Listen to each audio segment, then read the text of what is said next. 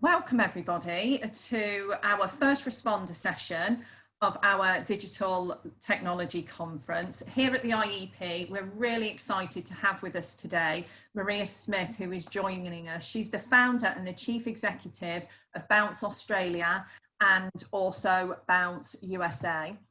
So I'm going to hand straight over to her. She's going to be talking to us about how we can coach with purpose in a digital world. So without further ado, I'm going to pass straight over and everybody enjoy this session. Awesome. Thank you, Helen, and good morning, everyone. I am currently sitting over here in central Victoria in Australia, and it's 8:17 at night here, and I'm about an hour and a half north of Melbourne. And so Melbourne's been in lockdown, but we're in a different phase of our lockdown since we're regionally based as well. So just give me a quick second because I just want to find my chat function again, just really quickly. If you do have any questions throughout this session, I'm more than happy for you to send a chat message. It looks like my function's over this side. So I'll just quickly add the chat and there we go. Excellent. Alrighty, well, it's really lovely to be with you all. I'm just going to spend a bit of time talking about my background. I have actually been in the world of helping people find work and then working with people that help people find their way. I created Bounce, the Bounce program in 2006, working specifically with the very long-term unemployed, those that had been 5-10 years unemployed, and then designed the Bounce program and then created the Train the Trainer program. And from there expanded to the US about 7 years ago, and we're currently in New Zealand as well. So our focus is on a lot of that space of soft skills development training and also the world of developing job coach skills. My background is in training and coaching. I think 25 is when I started coaching and then training people to become coaches as well. So it's a big passion for me talking about coaching, and especially in this context. I've been doing quite a few coaching sessions and group coaching calls, training sessions virtually with practitioners and job coaches and people in the industry of helping people. And in this context of COVID, what does this really mean for us? And how do we get engaged and empowered so that we can ultimately help people when there's a whole world of uncertainty? So we're going to be talking about really understanding, why coaching underpins performance at every level. So for those of you that have a team that you lead, there's some things you can extract and really integrate. We're going to look at ways to improve and empower others and ourselves with purpose. And I'm going to drive into what I mean by that. And then how to effectively coach people through change.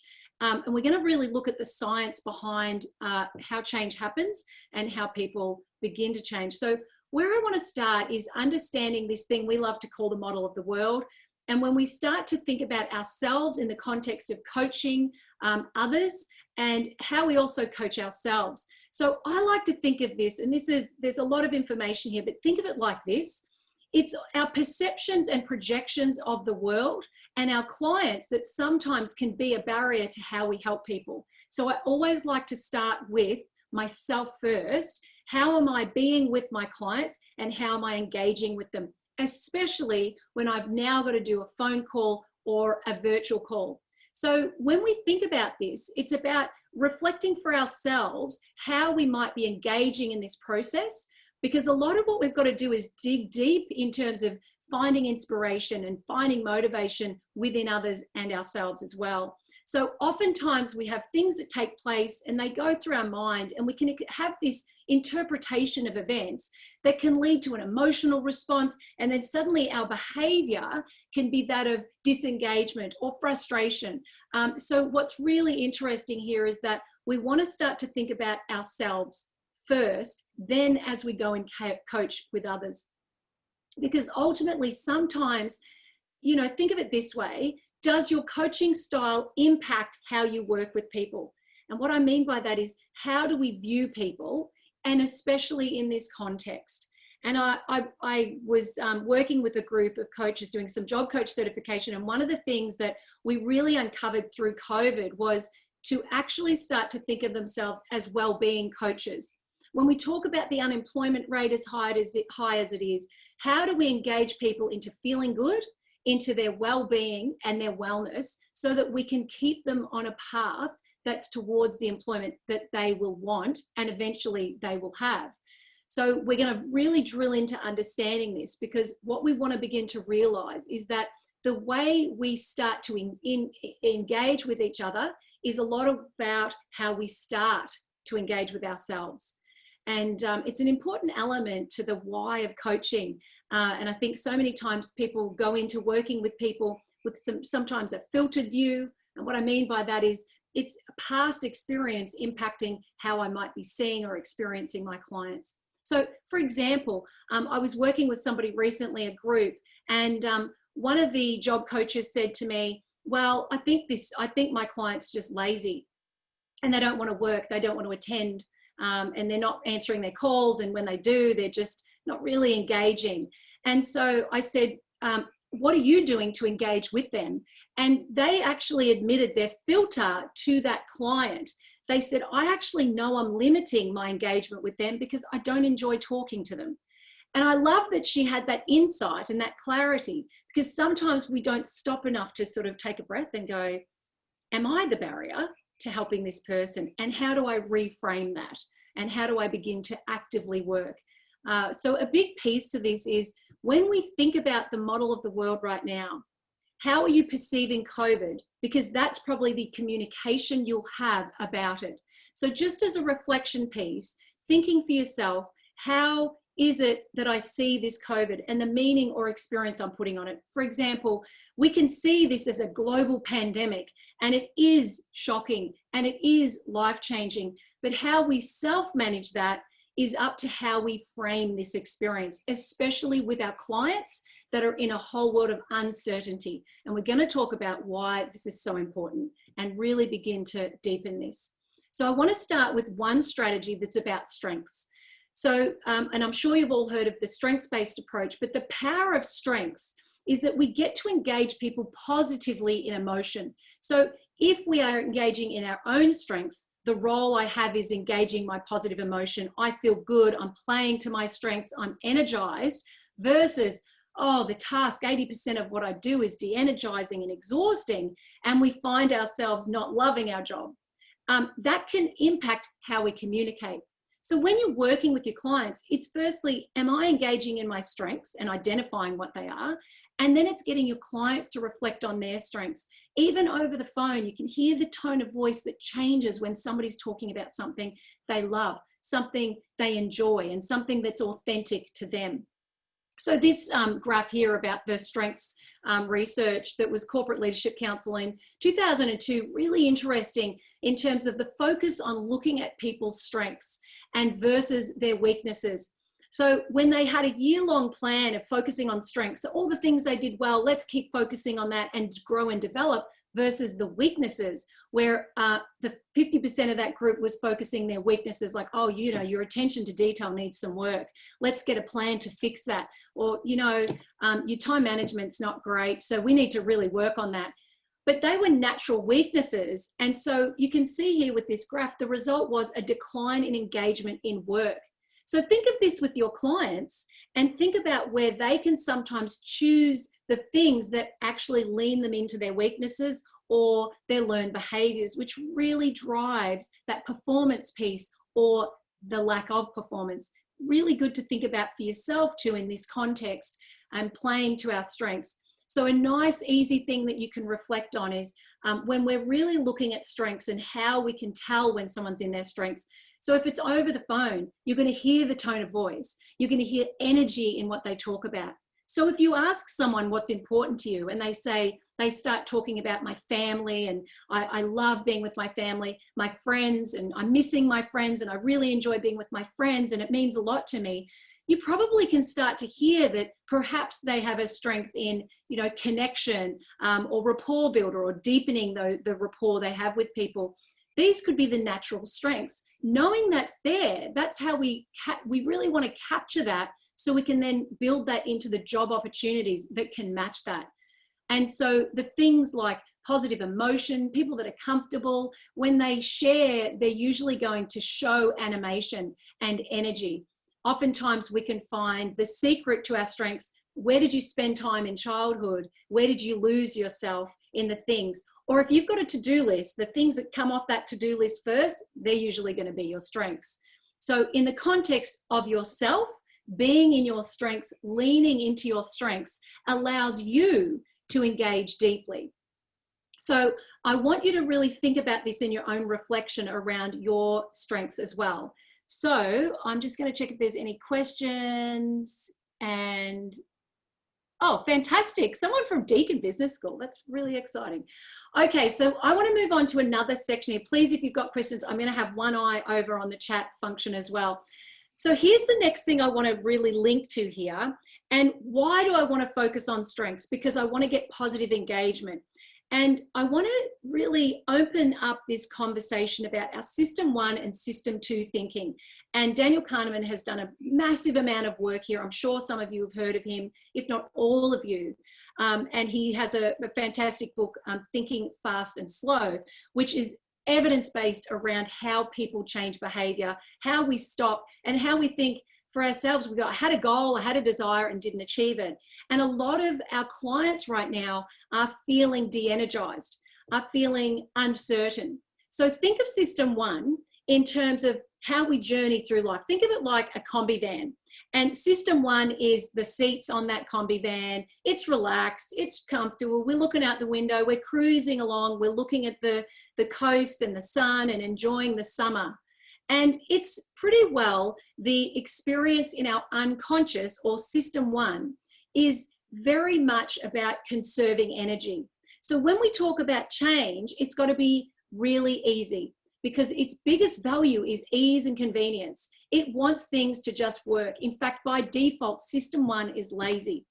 So we're all like this. And when we increase our capacity with System 2 by making sure we're getting dopamine and taking care of ourselves and having lots of good wellness, good relationships, positive emotion in ourselves, connection to others, and the things that allow us to increase our dopamine levels allows that System 2, or the executive function, prefrontal cortex, to engage in strategy. Now, why does this matter when it comes to coaching? Well, for me, this is everything. Because if I want to nudge change, if I want to influence change, and I'm operating from a very practical, logical level, but I have a client and 98% of their thinking is in System 1. It's emotion, it's reactive, it's this is too hard. When I start giving them, fill out this plan or go here and do this, and give them logical pieces, it can switch off. So think of it like this. If System 1 is the seats on the combi van, System 2 is the fuel tank. And we need to have fuel because it takes energy to work. So in the context of uncertainty, our System 1 flares up because it says something's wrong here. I don't feel safe. And it really can act impulsively and therefore makes the wrong decisions, or decisions that aren't as resourceful for us. So when we're working with our clients, we want to nudge them into good feeling. And I'm going to talk a bit more about this in just a moment, but understanding how do I lean into getting my clients to begin to feel positive emotion, and strengths is one way to do that. It's a very simple strategy, getting them to talk about the things they enjoy, getting them to drive into their values, what's important to them. Before we even think about the next steps, is actually getting them to link to good feelings. And in some cases, they may think, well, what is good right now? They might look around and not find that. And it's important that you, as their job coach, connecting with them, feeling connection is a really powerful way to bring well-being. And sometimes you may be that only point of call. You may be the only person that is there in their life, giving them that sense of well-being and connection. So when we think about the System 1 and System 2, we both want them working together. And the power in that means that we want to lean into the positive emotion that lives in System 1, because that's where habits lie. That's where our behavior is. Learning behavior and change is stored here. But we want System 2 to be the planner and the action taker. But if we're coaching to the action taker first without engaging System 1, we're likely not going to follow through. Our clients haven't been engaged in both systems. So let's just talk about this in the context. And before I actually talk, I just want to check if there's any questions about that at all. So I'm going to link this to another little model, the Bridges transition model. The reason I'm bringing this in, because I actually find it really interesting when I think about change, and I think about the concept of the change we're all in right now. Before COVID, I was on a plane every week, traveling US, Australia, or New Zealand, but I was traveling somewhere. And to suddenly not be traveling, and that's been great to not be traveling, to suddenly not be traveling is a big change. And the transition of COVID sort of unfolding, and I had been in the US and then came back to Australia, I found myself going through this transition of uncertainty. What's going to happen next? How's this going to feel? Now, in some ways, the uncertainty is also the new beginnings of this new transition. So oftentimes your clients can be in this uncertainty and moving into a transition, but they can feel in the endings confusion, reservation, and frustration and denial. It's really important to be thinking about connecting with them and giving them an opportunity to at least be heard and feel heard. It's a really important element to transitioning someone through. And why is that important? Because we get to bring into system one that validation of emotion. It's not about making wrong, it's not about getting over it, but that system one can then feel the emotion of the experience of the uncertainty, and we move to a transition. But even in the transition zone or the neutral zone, sometimes it can create a feeling of what's next. But this is where we can be repatterning to going back to the past, because what's next may feel so uncertain. And just think right now in COVID, what is next? A lot of us, we don't know. We don't know when there might be a vaccine, if there will be a vaccine, and how long, and when can we travel and can't travel, and when are we out of this? If we spend too much time swimming in that uncertainty, it's actually increasing that response to system one. And that's not resourceful, because we want to find positive emotion, positive experience in our system one. So to transition up to becoming in the new beginning is where the buy-in happens. So the strategy is creating the listening, being in the listening and letting your clients express their uncertainty, but you as the coach must hold certainty. You have to hold that it's going to be okay. Let's create a plan. And then we start to engage in the process into the buy-in and the new commitment and the new beginnings. And so plan, communicating that plan, the strategy, and then it's about the actions that go with that and having very clear, specific action steps that go next. So what's important here is that it is a transition and it's a process flow that can occur for your clients. And we want to engage both systems. So while they're journeying through this skepticism, transition, and uncertainty, they might start to scoot back. So we want to engage in the listening and start saying, what would you like the future to look like? By using language and framing the outcome, it allows the client to think differently. And all we're doing is by asking them what will it look like, we're engaging system one in its metaphors, its stories, its symbolism. This is why movies are so powerful, because people can let go and go on a journey and they can experience something.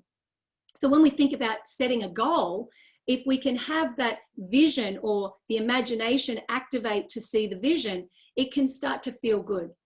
But a lot of your clients, a lot of the people we work with, the vision of what they see, and especially in the context of uncertainty, they're seeing something that can be quite unresourceful. And we want them to not do that, because that's just going to lead to actions that become unresourceful. So when we think about this in terms of working with your clients, when we work with our clients and start to think about how do I get my clients to begin to see things differently, especially when we're over the phone or virtually, it's going to come down to the stories that you share and get them to share. It's the things that they value and their strengths. And it may mean that we want to nudge that sense of them being there. So you might create an opportunity to ask questions that can frame that. And I always say this, that, you know, the questions are the answer. The way we frame the question can allow them to begin to think differently. So I've just got Jeffrey, what are the enablers that support buy-in? Can you just clarify your question, Jeffrey? Oh, what are the things that you can do to support the buy-in? Those things, I'm thinking that's what you're asking. So when we look at this idea of how do we actually get that buy-in piece, so we come over here, yes, that's right. Thanks, Jeffrey. So the things that we can do to support buy-in is, first of all, when we look at values, when you ask your client what is important to them, if we link the value to the goal, the value to the next thing, they're more likely to want the thing. Oftentimes when we think about, hey, what's the job? Where are you going to go next? What are you thinking of doing? What we actually want to ask is, what's important in the work you do? What's important to you in your life? When we start with the values-based question, they can then begin to reveal to you the things that are important to them. Then we know that's how we want to link. For example, if somebody says, what's important to me is security. I just want a job so I can feed my family. So now we go, okay, great. So what's important about that? Why is security important? I want to feed my family. I want to feel like I'm a supporter to my family. These are the things that are important to me. Great. What else is important to the work that you do? And then they start to drive into maybe the workplace values or their values in context to workplace. When we start understanding that, they may say, I want a supportive work environment. I want to be valued in the work I do. I want to contribute. Or I just want to know my job is secure, that I can go to work and come home and I may be safe. All of those start painting a picture of what they're seeing in their mind. So we want to start linking that to where they're looking at what's next. Now, in the context of COVID, what is next? What are the employment opportunities? Now, if we start to think about how we frame this, it's about looking at what's possible. This is probably a really great time to learn new skills, to go in and upskill, get some micro credentials and consider that. So when we start to see, that, we can have their buy-in because we're engaging that system one. And immediately their sense is you're valuing, you hear my value, and you're not just going, go get a job. It's about valuing that and linking the goal to it. Think of this for yourself. When we think about our health and well-being goal, what's important to you in that goal, that will drive the behavior. But if your health and well-being goal is because somebody told you had to go do it, you may not drive the intrinsic motivation to change. So when we start to connect with our clients and deeply build rapport, we begin to understand them more.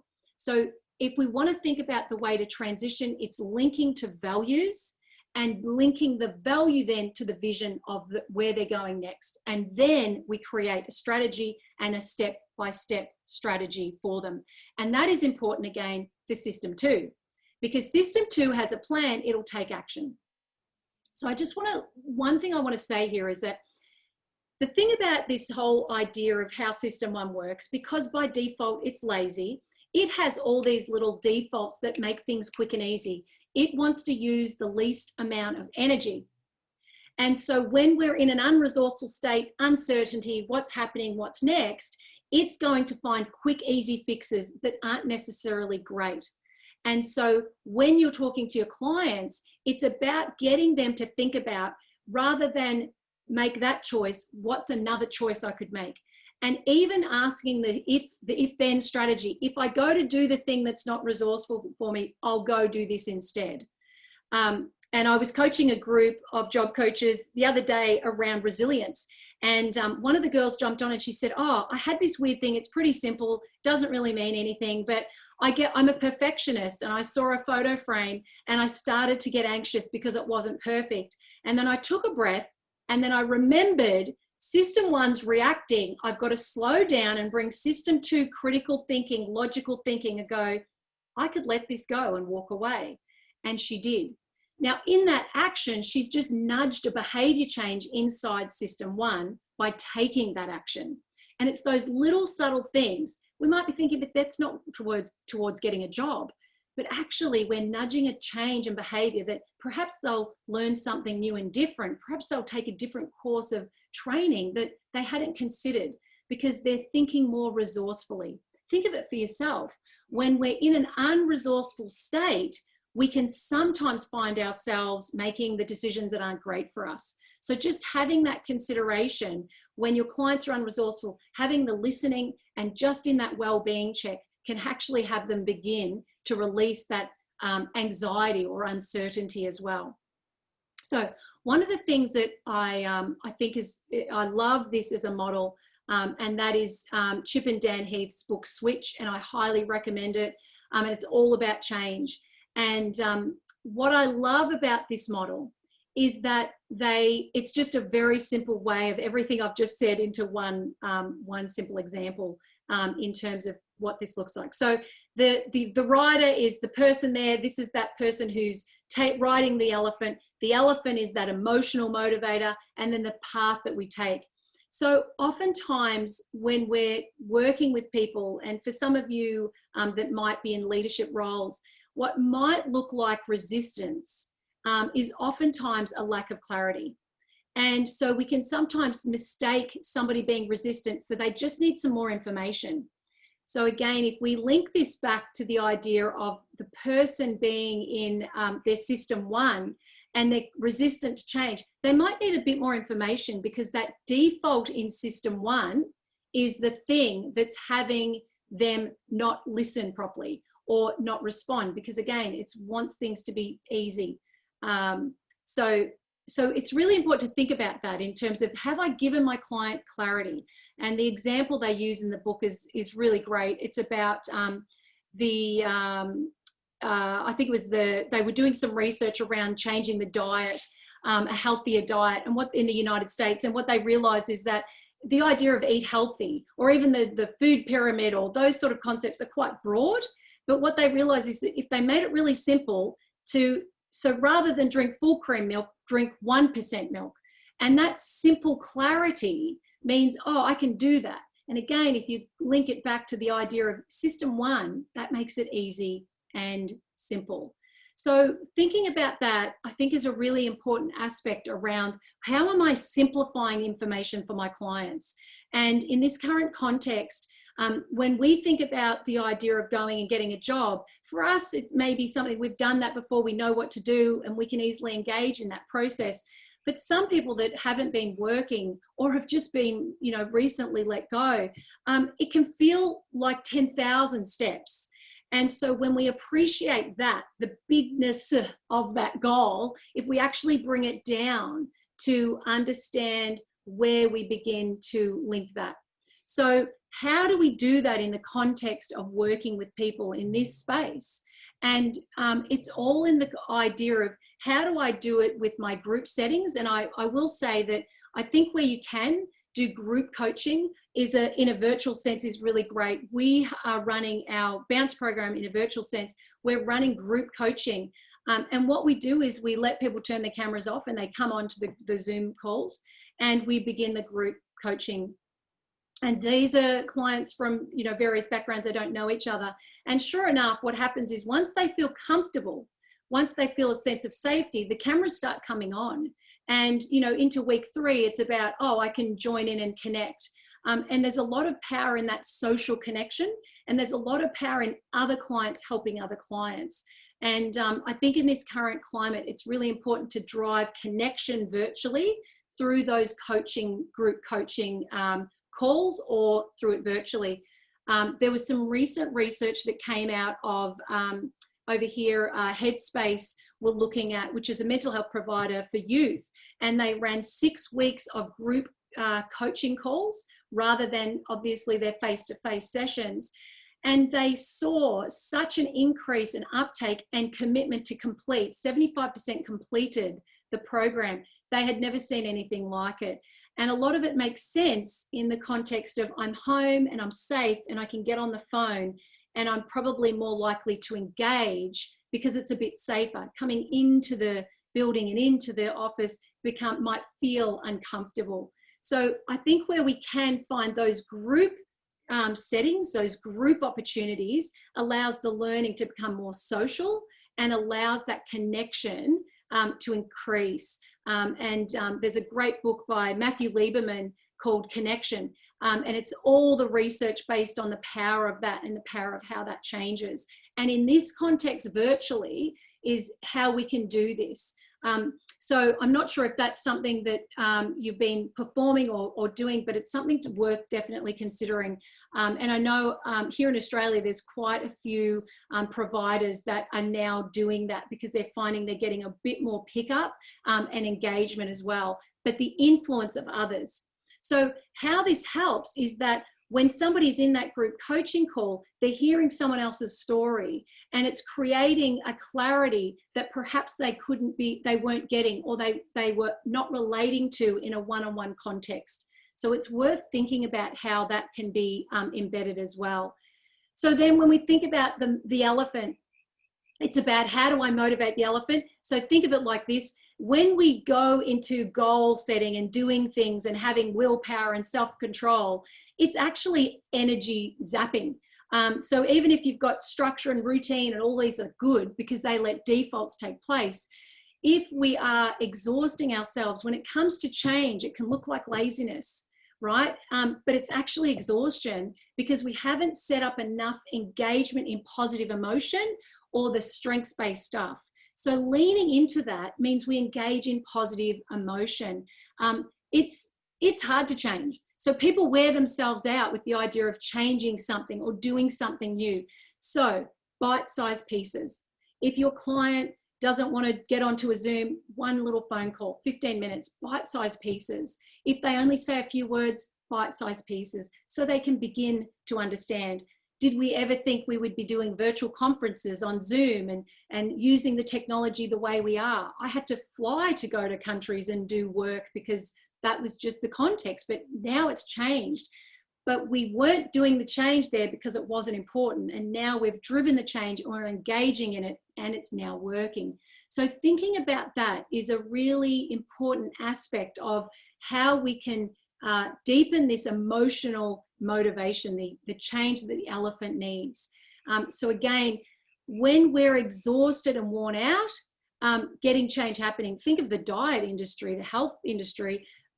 When we talk about dieting, by the time you hit 5 o'clock, if you don't have a plan and you haven't got system 2 with a nice plan and strategy, system 1's going to override and say, we're driving through, the takeaway place and getting something quick because I'm hungry.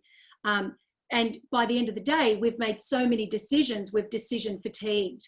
So willpower is something you've got to really engage with in a strategic way. Again, motivating the elephant is about engaging the emotion, and notice if we have a filter of, that person's lazy. Actually, maybe they're exhausted and we've got to find the one thing they can focus on and then the next thing, especially in this digital context. When we're really trying to find a way through, make it simple and make it achievable and easy.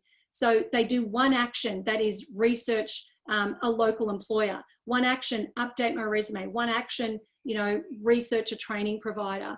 Just something simple. And then the next time you catch up, it's the next thing, especially in the times of uncertainty. The final piece is the what looks like a people problem is often the situation problem. So what we want to think about is how do we shape the path for our clients? And a lot of that really does come down to thinking about how am I setting things up? How do I set my systems up? Have I made it simple and easy to use? Again, over here in Australia, we had our medical health records last year. We're all, that government opted us in to them being released. You had to opt out if you didn't want to do it. They knew by default people were lazy and wouldn't opt out. I think the percentage was extremely low of opting out. So when we think of that idea, not necessarily that practice, but when we think about the idea of have I made things easy and simple in the context of my virtual world? Have I created simple systems and strategies? Are our systems simple and easy to use? Are our clients finding this ease of use as well?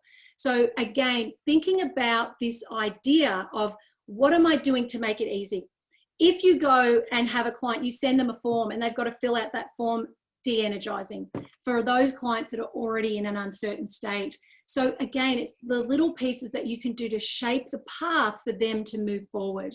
I think that's a really important element here, and how this all kind of links in. So simple things that you can start to do that allow their brain to engage in this process. And just the final thing, and I'll jump onto some of these questions.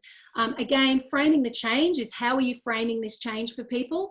How do you frame it for yourself? If you frame this as this is, you know, it's just a horrible, horrible thing, then you might be communicating that in our communication over the phone with your tone of voice. Incredibly, our tone is so influential. So thinking about, how am I framing this change? How am I framing engaging digitally? How do I say, actually, it's quite fun, it's quite engaging, and I'm really energized by it. It's not something I ever thought I'd be doing at this extent every day, delivering training and coaching, but it's actually been really deeply meaningful, and the conversations have been rich and wonderful. But that's the frame I'm putting on it, not, oh my God, technology, and I've got a dog and a cockatoo, and we've got kids and noises and everything else is there. But this has been a really great experience. So the values, what's in it for them? Drive the values piece, like getting them to really self-reflect, you know, as part of that idea is the what's important to them, and drive the goal from the value, not the goal to the value. It's an important piece there. Create a compelling vision so we engage the emotion, really getting that sense of what does it feel like, look like, engaging those emotions, again, leaning into the things that energize. The things that energize are going to be a good indicator that, yeah, this is a good thing. And then the action plan and next step. Never leave the side of a catch-up, never leave the side of a meeting without an action from your client and from yourself. And always follow through. But one little thing, it doesn't need to be 100 things. Like doing a whole resume for some people in this context may feel overwhelming. So the littlest thing, just reflect on the last 10 years of your career. What are the skills you developed? Let them think about that. And just as a final one, just one of the things that I thought as a nice simple pearls, we call it pearls in our job coach certification, is as a simple process, this is more for you as a coach in your preparation. And so when we think about planning, like what are you doing to be readying yourself? This is getting your system to engage. Look at the files, have your brain ready and set, because you're going to be able to engage system 2 in your strategies of engagement with your clients. And that's what we want to have: logical, practical. Emotional state, am I being energized? Am I feeling good? Or am I getting on the phone and feeling de-energized when I call them? Like, I've been on this call and the next call. If you're de-energized, it comes through in the tone. So it's really important to check in. Am I in a super job coach state, or am I quite unresourceful because I just had one call that was really de-energizing and heartbreaking, or I'm going through my own personal stuff? Check in and own that. Like, what's your state? And do a reset. You know, change your physiology, go outside, take a breath of fresh air, and get on to the next call. And virtually, again, really understand, like, what is my space telling people? What's the message in that if you're doing anything virtually as well? The anchor point, be a positive anchor. You actually want to be that positive anchor when they're on the call to go, oh, great, you're my coach, you've got my back, you're here for me. That's got to be that consistent messaging so they feel deeply engaged and trust, and then they're more willing to look at other ideas. Building rapport, deeply calibrating and building that trust. We know that's important in the work that we do. And the listening, really listening in their model of the world, not your interpretation, but being in that listening. And again, when we're truly in the listening, we really do hear the experience and people do feel heard and validated. But if we're interpreting the listening, that can have an impact. And the final piece is solutions focused. So get in action around strategies going forward as well. Okay, so I've got 5 minutes. That's the end of that. So I'll quickly read some of these, which is I support young people. I'm really struggling to start on the right foot, doing guidance on one of these. So what could I use to engage them to get their trust that they aren't working? Do you have any suggestions for starters, particularly for young people? So Leah, I think it is. So we actually have our bounce program running in a beautiful social enterprise in New Zealand called Lift, and they work specifically with 14 to 25-year-old young people. And the thing they've been doing is creating really cool activities where they feel a belonging connection. So their whole environment, although New Zealand is in a pretty good shape, their whole environment is about bringing them in, and they get to sit and eat and be part of something as well. One of the things I would do is activate creativity and imagination for young people where they can express who they are. Value their values. If they are Call of Duty, you know, they love COD, or they're TikToking or YouTubing, engage in that way, and find a way to build that in. Other strategies, again, is I love vision boards, especially with young people, because they start getting creative. They get outside of their comfort zone and they start creating things. They can do it at home, and you can help them and go, hey, what do you need? Let's Google pictures and get them to find them if you're not working with them directly. We are running our bounce program online and getting those things. People are creating vision boards. We just had a client reach out and say, I created my vision board from following through the videos. So things like that engage the senses and engage the emotion in a positive way. Positive visions are really quite powerful.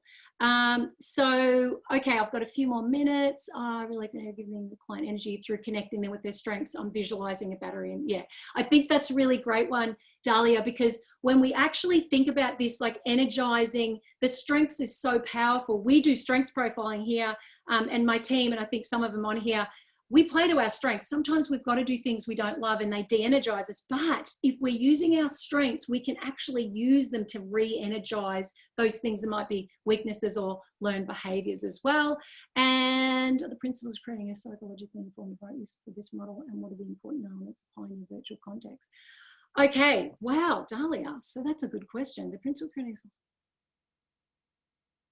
So when we think about the environment, I don't know, what do you mean by pie in a virtual context? Can you answer that question?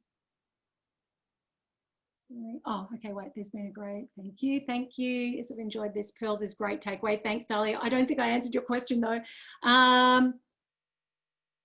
Quite fancy doing a vision board for I love that idea. Do the vision board. It's really powerful. Such a lot to take away. Oh, they're all coming in. Yeah, so I think that's really great, is careful not to re-traumatize into who are going through change. Definitely creating a safe space is so important. One thing we teach in our job coach certification is the power of language. I was coaching someone recently and they were talking about their clients, and they said, I say to my clients, let's talk about your trauma. And I'm like, no, because immediately you're just having them go to an experience. As coaches, our role is moving forward. We're not counselors. We're not therapists. So it's not about going to why, which is deepening in that. So we want to be resourceful. And again, the research in that, in all the evidence on strengths-based and energy is so good in the workplace and so good personally. So again, thinking about those things that have people deepen their well-being, deepen their mental health, is really going to build that capacity as well. So thank you for that. Is there anything else? Any other questions? I've got 1 minute left. Helen, I think you'll be happy I didn't go over, which is incredible for me. So as far as a PDF, sorry, go ahead. No, I was going to say thank you. That's been a really wonderful session. I think I speak for everyone that we've all really enjoyed that. I've been forgetting to put stuff in the chat because I've just been enjoying the content so much. Yeah. And someone's just said what I think you're about to mention. Do you have any PDF handouts for personal coaching use? Yeah, so go to the Wayfinders website, thewayfinders.com.au. We've actually got Pearls there as a downloadable, free downloadable. Check it out. There's actually a really beautiful self-care guide for you in the industry. It's for people that help people. That's free. It's got amazing stuff in there. We actually do a whole resilience building thing there. There's lots of free resources. Please jump on and download. There's lots of good stuff there. And email me if you have any questions or need any clarity at all. I'd love to connect with everyone.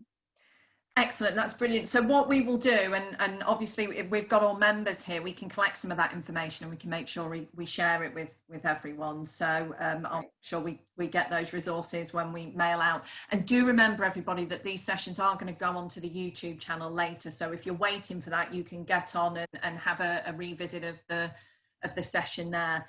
So thank you so much, Maria. That was absolutely awesome. So for everyone that's here, I know you'll be hungry because we've been on these sessions all morning. So I am going to let you go in just a second.